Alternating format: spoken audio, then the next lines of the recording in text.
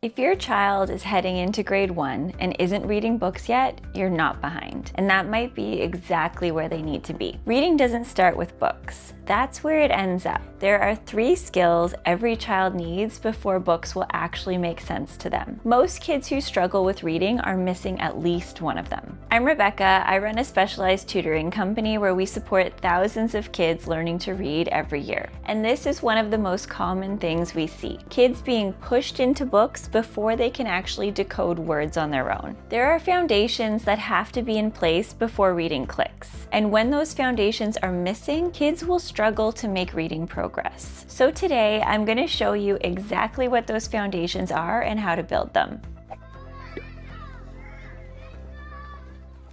When a child opens a book, what are they doing? They're reading one word at a time. And if reading a single word feels hard, a whole book is going to feel overwhelming. So what does your child need before books? It comes down to 3 skills. The first is letter sounds. Not the alphabet song, but the actual sound that each letter makes. When a child learns the letter M, they should feel their lips pressed together and say That physical connection between the sound and the letter is how it gets stored in memory. The second is phonemic awareness, and this is the ability to hear individual sounds inside of a word. So take the word sun. A child with strong phonemic awareness can tell you that it starts with s, ends with n, and has an in the middle. That skill has to be there before reading makes sense. Without it, words are just shapes. The third is blending, where you push those sounds together into a word. And this is where the first 2 skills combine. Your child hears d, g,